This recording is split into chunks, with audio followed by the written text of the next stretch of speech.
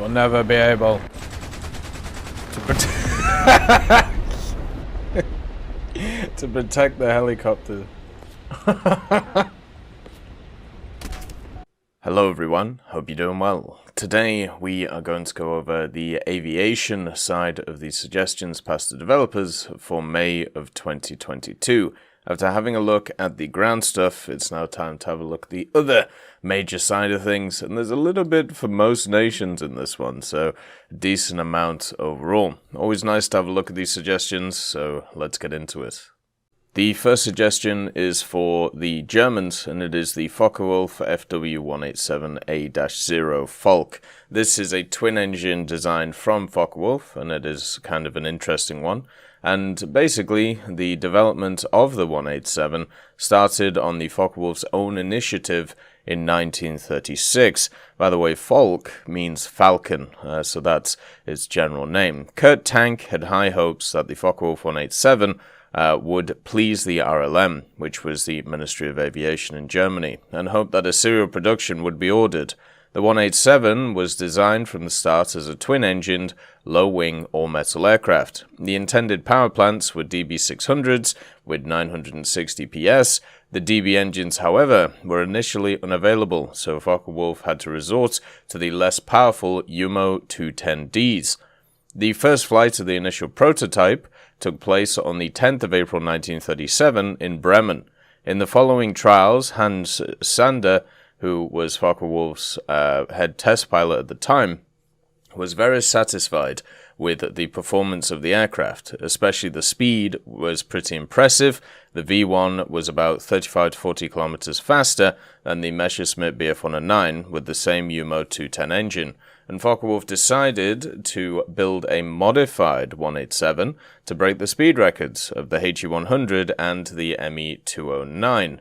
In 1937, the next prototype, the V2, which also had the UMO 210Ds, was completed, and then followed the V3, which had the UMO 210G engine. At the beginning of 1937, the RLM decided against a serial production because the 187 didn't fit the RLM's requirements of a multi-role heavy fighter.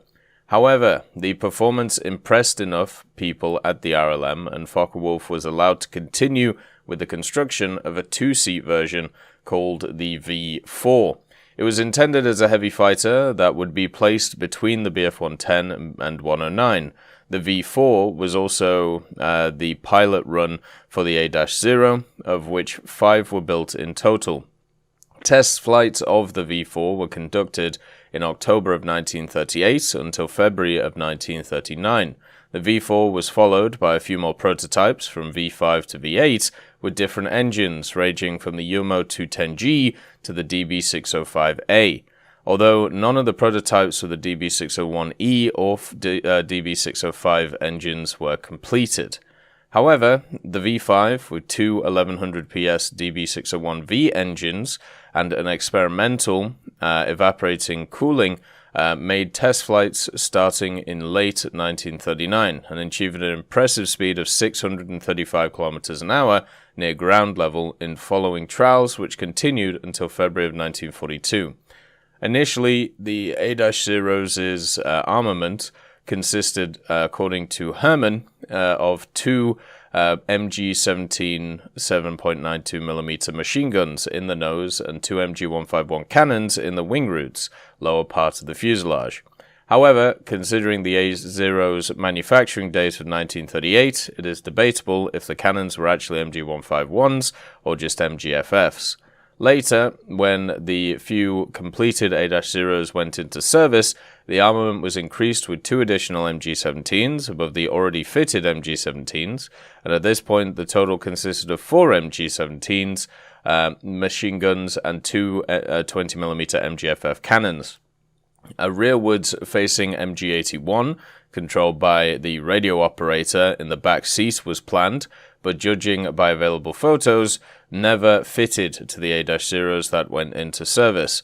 They did so service in Focke-Wulf's factory defense unit, basically with at least one confirmed air victory. Pilot Wolfgang Stein shot down a Spitfire in May of 1943, and also with a heavy fighter unit in Verlos in Denmark. So this thing did see active service, even though it was very limited. There's also quite an interesting design as well. The next vehicle is for the Soviets, and it is the Yak-141. Now, the Yak-141 is one of those vehicles, just like the TSR-2 and also the Avro Arrow, which never really realized its full potential because of issues with it and also issues of funding around it. But it definitely now has this myth of being a majestical aircraft, which could take over the skies at a whim. So I always enjoy reading about it because it shows people's biases. The prior Yak-38, even before the Soviets started officially using them, was always viewed as a stopgap plane that's only being used until more capable planes were introduced, as it wasn't very good. As simple as that, really. The Soviet Navy still continued searching for a VTOL plane with better capabilities than offered by the Yak-38 and able to sustain a supersonic speed, as an air defense interceptor for the fleet and as their next-gen VTOL aircraft. Yakovlev viewed it as an opportunity to return to designing fighter airplanes, after, of course, the Second World War stuff. It was so important from them that Yakovlev assigned a large portion of its OKB into designing the plane. There was no less than 10 chief engineers working on it at once, and designing a VTOL plane with afterburners was obviously not an easy job. They briefly considered a twin-engine design, but decided against it as a loss of one engine would send the hapless jet rolling to either side. Eventually, they found a solution: dedicated jets to hover with and a separate afterburning jet to attain the supersonic speed needed.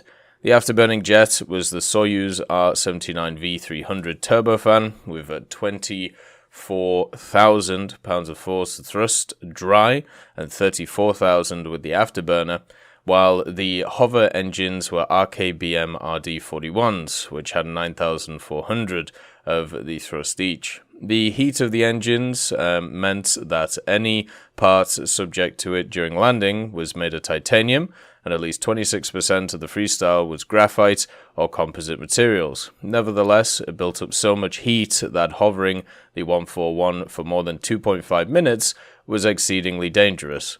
These engines were interlinked with a digital system capable of controlling both startup and thrust moderation during landing and hovering. Pilots of the 141 sit in a pressurized, air-conditioned cockpit under frontally bulletproof canopy that hinged to the right for opening. The freestyle also has an ejection seat, which armed should the engine ducts be rotated past 30 degrees with an airspeed below 300 kilometers per hour. Instrumentation was simple, resembling the Yak-36M VTOL tech demonstrator, and production 141s were to be given a more extensive weapons and avionics suite, including a Doppler radar, laser TV ranging and aiming systems, as well as an integrated hood helmet system as found on the MiG-29. I always like these lines because that just means it didn't have it and it should have had it, but it never got fully produced, so it doesn't matter. Yakovlev had obtained enough funding to build 4 prototypes, one for static and fatigue testing, one for static power plant tests, and 2 for actual flights. The first freestyle took flight in March of 1987 at what is now Zhukovsky's International Airport, with Sinitsyn at the controls. On December of 1989, he hovered it for the first time, and later, in June of 1990, he transitioned while airborne from vertical to high-speed flight and back for the first time.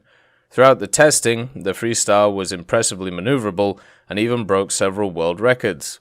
While the Soviets called this plane the Yak-41, the name was classified by then, so the records were submitted by the fictitious name the Yak-141.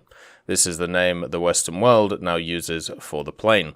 On September of 1991, Sinitsyn made the first carrier vertical landing on the Kiev-class carrier, the Admiral Gorshkov, on the 141, followed by Vladimir A. Yakimov an hour after Sinitsyn's touchdown. The two would continue to make flights from the Admiral Gorshkov until Yakimov almost pulled and went down too hard, and he ruptured a fuel tank and caused a serious fire on board the 141. Thankfully, he ejected and was successfully rescued in the water, and the airplane was later repaired and put on display. Unfortunately, the Soviet Union's disintegration in December 1991 left no funds whatsoever for the 141 to continue its development, leaving the 4 prototypes the only ones ever built, and today only flyable prototypes remaining on display. All wasn't lost for the 141 though, because people who have fantasies believe that the F-35 is based on the same technology as the 141 because they are mad. Anyway, moving on, this is a prototype aircraft which would have a very limited weapons suite if it ever did, but generally I would hope that it would have, something a little bit useful, but when it comes to weaponry, it's a bit all over the place since it was basically just a prototype. The Japanese get the Type 92 heavy bomber. This was the Mitsubishi Ki-20, and it was designated the Type 92 heavy bomber, and it was Japan's largest ever bomber that was based on the G-38 airliner.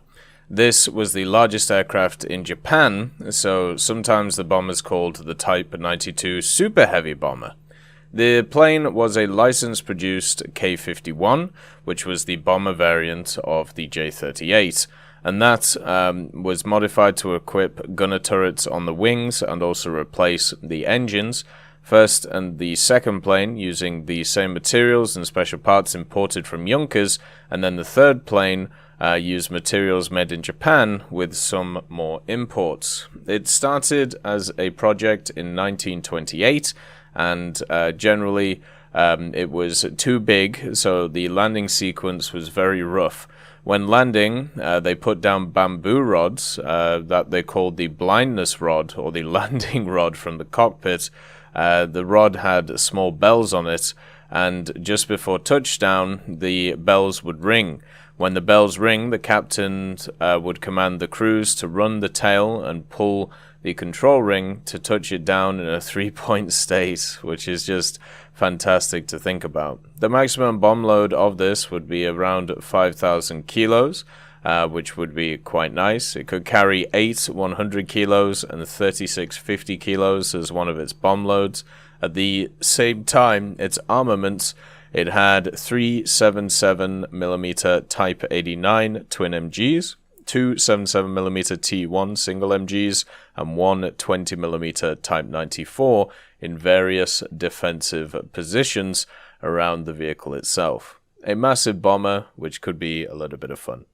The Chinese get the Fu-Sing, the AP-1, which is an indigenous Chinese World War II aircraft, which is kind of interesting. The origin of the Fu-Sing starts in 1935, where the local government of Guangdong wanted to establish the Shaoguan Aircraft Repair Factory. This factory had the chances of constructing, designing, deploying materials, and also inspection for general aircraft, and also had a lot of metalworking in it as well. The Shaoguan aircraft plant also imported equipment and from foreign countries, hired Americans as consultants and also engineers, and had more than 20 foreign students to participate in designs and construction. When it was established, Zhu Baoeng served as the factory director and hired American C.H. Dai as the chief engineer. Sak-Sank was the chief engineer assistant and designer. The HE and 11 engineering technicians in China formed a technical team and also designed to put together purchased aircraft and also designed the trainer by themselves. The new plane, which was known as the Fu-Sing, the first test flight was successful on the 20th of May 1936. With the design requirements at that time, it was comparable to similar aircraft in the world. The trainer was a conventional 2-seat plane, which uses double convex airfoil. The ribs are wooden, and also the leading edge of the wing was aluminium skin. The rest was cloth skin. The bulkhead, main beam stringer, and engine mounting frame were made out of steel, and the power unit was an air-cooled R975E3 with about 330 kilowatts of power. The overall performance was pretty average for the plane, but it was good for a trainer aircraft. And also it could be used as a fighter or other reconnaissance plane or even a light bomber during that time. The vehicle was armed with two 7.62mm machine guns on the upper wing, since it was a biplane, and then it also had a 7.62mm machine gun in the turret looking backwards. It would have a max speed of 288 kilometers an hour, and also just generally been a pretty decent little trainer. The Italians get the CANT Z1007 Ter, which is, of course, a bomber, a medium one, from Italy. And it starts its story when it was clear that the program for the new Italian bomber, the CANT Z1018, was severely late and complicated even to start with. Engineer Zapata considered the interim solution to upgrade the Z1007 with more powerful engines, the Piaggio PXIX RC45s, which is the same engine you find on the RE2002. Upgrading the engines granted an increase of more than 500 CV with only a minor increment in weight. The engine was only a more powerful version of the P11 already in use on the Z1007 bis. The increase in performance was pretty evident, and the fact that the production line was already producing the Z1007 was a huge advantage in comparison to the Z1018 program.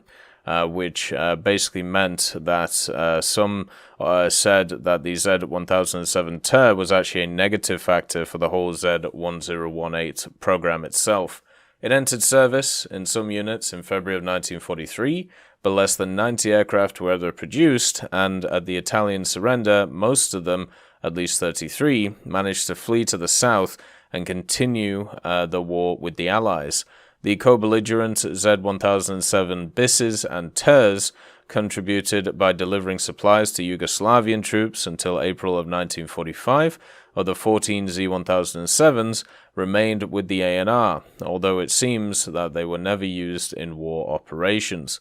So even though it's quite similar to the bis, the main difference between them are of course the three engines, which give 1175 horsepower each, so giving it a little bit more power. It has one 12.7mm Breda Safat in a dorsal turret, another one in a ventral position, and two of them in side positions to keep it going, and also its suspended armaments were basically the same as the 1007, with the main one being an 800 kilo bomb, plus three 100 kilo bombs, and many other variations with 50 kilo bombs, 100 kilo bombs, 250s, and even 20 kilo bombs. The French get the Mirage G-8, which is a variable swept wing, which is always nice to see. Basically, in 1966, when France put off the VTOL program as it was attractive but too hard to put into a working concept, most lift jets were unable to give enough thrust and were too costly, hence the Ministry of Armed Forces saw them as a dead end. So they were asked for an alternative solution, which made them look into variable wing aircraft. One of the goals of the project was to reduce the Mirage Delta wing's high approach speeds using augmented swept wings. That project would be known as the Mirage F2. Simultaneously, a variable swept sweep prototype was made known as the original Mirage G with two seats and a single Pratt & Whitney TF306 turbofan. It took over the fuselage and engine from the Mirage F2, but got its variable swept wings. In the whole project, three different versions were made: the Mirage G, the G4, and also the G8. Despite putting up several records over the time, including the highest speed ever for an aircraft in Western Europe, with Mach 2.34 at 42,000 feet, which still stood in 1995, it was too expensive and therefore never fully adapted by the Air Force. The last Mirage G8 has also been preserved, so you can find it. It had two Snecma Atar 9K50 afterburning engines, And also at the same time, when it comes to the armament, depending on the combinations that it had, because obviously I love it how this is labeled as the controversial part, by the way. It could either have 2 internal 30mm Defas, 2 Matra S530s, 2 Matra Magics, 2 AS-37 Martels, or different versions of bombs. So we'll have to see how it is. The article also finishes with his "I'm still in contact with Dassault themselves to get as much information as possible." So we'll have to find out in the future. For Sweden, we have the J21B, which of course is a further continuation of the J21 series, and it starts basically where the J21 starts. So at the end of the 1930s, Scandinavia in Northern Europe remained largely unaffected by preparations for war on the rest of the continent. The Scandinavian nations had no intention of entering into the conflict and defended their status as neutral countries. Their armed forces were, moreover, small and purely defensive. However, they did exist, and at least 2 countries had to use them before the German offensive in Scandinavia. Finland, which was directly against the USSR, and Sweden, which sent volunteers to Finland, showing that they weren't neutral. At that time, the Kingdom of Sweden had a smaller air force, largely supplied with foreign-designed equipment, particularly American and Italian. In order to develop its economy, but also to produce its own aircraft, Sweden decided in the 1930s to launch its own aeronautical industry. Thus, in 1937, the public company Saab was born, a company that still exists today and which produced the bulk of the fighter bombers put online by the Swedish Air Force. Saab began working on a fighter model of its own accord from 1939, but without much zeal. To its credit, the company already had other aircraft under development, including the future Saab 17 bomber. Things picked up speed in 1941 when the Swedish authorities made known their need for a new fighter designed for air defense missions. At that time, it was impossible to buy foreign aircraft, as Sweden had also had to suffer requisitions on aircraft it had bought. For example, in October of 1940, 60 Zversky P-35s were blocked by the United States. That's when the work on the J-21 began. The development of the Hunter posed significant problems. The very configuration of the aircraft required very special technical solutions. The structure had to be strong enough to support the weight of the engine, and the engine had to be powerful enough to propel the aircraft. The propeller placed at the rear also made it impossible, or at least very difficult, for the pilot to escape from the cockpit in an emergency during flight. On the last point, the engineers broke new ground by developing one of the first operational ejection seats. The system later proved to be effective. Finally, after much trial and error, the first prototype took off in July of 1943. 2 more were there to follow. It took another 2 years of work and difficulties to resolve before the first production aircraft appeared in Swedish units in December of 1945, and this was after the ending of the conflict that had motivated the development of the plane. And as said, the J-21 was available in 1945 at the end of the war. And as it could have been a very good plane for the Second World War, it was sadly already too late, and also Sweden was supposedly neutral. In order to get a modern propelled fighter, it was considered to modernize the whole fleet of J-21s by upgrading them to a new standard. The plane should have been equipped with 3 20mm nose guns, radar in the standard boom, improved aerodynamics, P-51 style bubble canopy, and a stronger engine. Suggested engines were at first the Daimler-Benz DB605E or the Rolls-Royce Griffon engine, but due to the end of the war, Germany couldn't deliver the DB605E because they lost, and the British hadn't yet finished the development of the Griffon engine. Okay, I'm not sure about that one. It was then decided to use the Swedish DB605B engine modified at 1700 horsepower. A full-scale mock-up was built.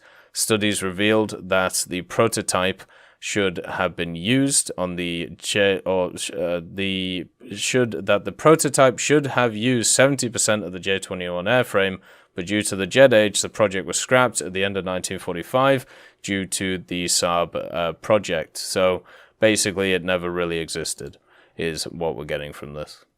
The Israelis would get the American AT-6, the Harvard, or the Texan, depending on who you ask. But basically, the North American AT-6, also named as the Harvard by the British and the Israelis, or the Texan by the Americans, was an aircraft designed for training purposes used by a variety of countries across the world, including Israel. During its service in the Israeli Air Force, it had proved to not only be a great trainer, but also an excellent attack platform, becoming the only aircraft in the history of its Air Force to have been officially designated as a dive bomber. While their performance was not staggering by any means, they truly were underappreciated heroes of both the 1948 Arab-Israeli War and the Sinai Campaign during the Suez Crisis in 1956. As many aircraft of the 1948 Arab-Israeli War, the story begins during the war and not before it, due to the fact that the Israeli Air Force had to build its ranks during the war. The AT-6 was sought after by the Israeli Forces Command very early on, as Israel had already considered it to be potentially useful for both training and also ground attacking.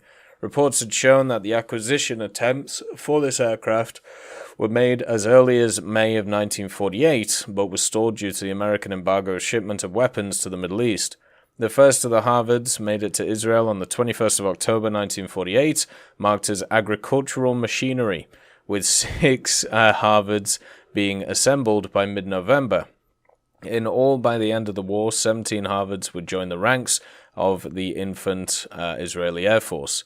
Since the Harvards arrived in the midst of the war, they were pressed into service quickly once they were assembled. The Harvards during this time were armed with a pair of machine guns, with some sources claiming they were 7.62mm Browning machine guns and others claiming they were 50 cals. The machine guns were 250 rounds per gun and were positioned such that one gun was on the roof of the left wing and the other was above the engine. While the aircraft was capable of housing a back gunner, there are very few reports of the Israelis using them on Harvards, and regardless, the vast majority of them were known to not use them. Additionally, they had mounts on the wings for carriage of 8 50-kilo bombs. The bomb type itself is unknown. However, it is known that the bombs used on the Harvards were modified to include so-called panic whistles, intending to cause enemy forces to panic as they fell. The aircraft did not have any dive bombing equipment on board, and so the crews who flew the plane had to judge roughly when the bombs should be dropped. A typical bombing strategy for these planes was climbing to roughly 2,750 meters, diving at a 70-degree angle, releasing a pair of bombs at an altitude of 900 meters, then pulling up while strafing the ground with their guns to prevent the enemy from retaliating as the plane pulled away. The Harvards were a valuable workhorse for the Israelis, sometimes flying as many as 8 sorties per day, and while the physical damage the bombs they dropped wasn't very significant due to their light weight, they contributed a great deal to demoralizing enemy forces, especially on the Egyptian front. Remarkably, not even a single Harvard was lost during the war. Once the war was over, the Harvards were converted into their intended role as trainers, and the Air Force continued to acquire more examples during the coming years. So, overall, I think that's actually pretty cool as a general vehicle. Not sure how it would fit when it comes to the game itself, but we'll have to see, because I'm sure it will at some point. As always, I hope you have enjoyed this video, and I will see you next time. I'd just like to thank Nicholas Richardson, Elove Goat, Pyman675, Winter Scientist, Merciless Reaper, Jerry Prevolt, Megadino King, Orange Tail, Teddy, John Ryman, Universe, Ambrosius McClellan, Daniel Stanton, Moxie, B. Young, Uncle Bean, Sem Arslan, Derek R., Bareen, Lafouche, and Samuel Slick for supporting the channel.